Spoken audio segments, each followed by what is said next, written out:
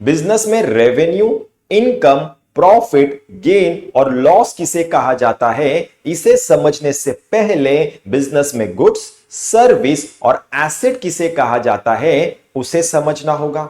Business जिस product में regularly deal करता है उसी को गुड्स कहा जाता है। बिजनेस अपने कस्टमर को जो बेनिफिट प्रोवाइड करता है उसी को सर्विस कहा जाता है। बिजनेस जिस प्रोडक्ट को अपने बिजनेस में यूज करता है उसी को एसेट कहा जाता है। यह समझ में आ गया। अब बिजनेस जिस प्राइस पे अपने गुड्स को सेल करता है उसी को रेवेन्यू कहा जाता है। तो सेल ऑफ गुड्स बिजनेस के लिए क्या होगा, रेवेन्यू।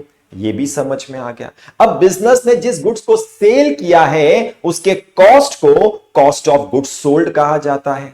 ये भी समझ में आ गया।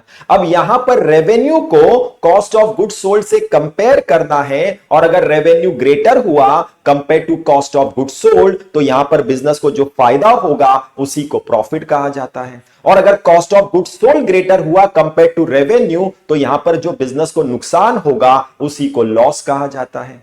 यह भी समझ में आ गया।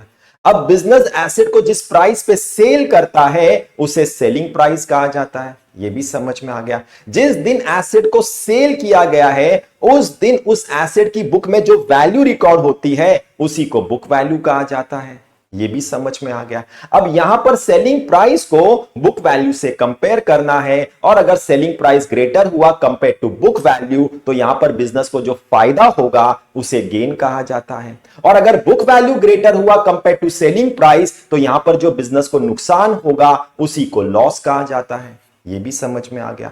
बिजनेस अपने कस्टमर को जिस वैल्यू पे सर्विस प्रोवाइड करता है उसी को इनकम कहा जाता है। मतलब बिजनेस ने अगर अपनी प्रॉपर्टी को 20,000 रुपए रेंट पे दिया है तो यहां पर जो 20,000 रुपया रेंट होगा वो बिजनेस के लिए क्या होगा, इनकम।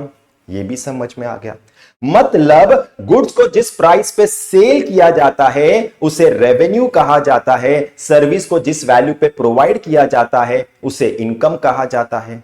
गुड्स को बेचने में जो फायदा होता है उसे प्रॉफिट कहा जाता है, एसेट को बेचने में जो फायदा होता है उसे गेन कहा जाता है। गुड्स और एसेट को बेचने में जो नुकसान होता है उसी को लॉस कहा जाता है। यह भी समझ में आ गया।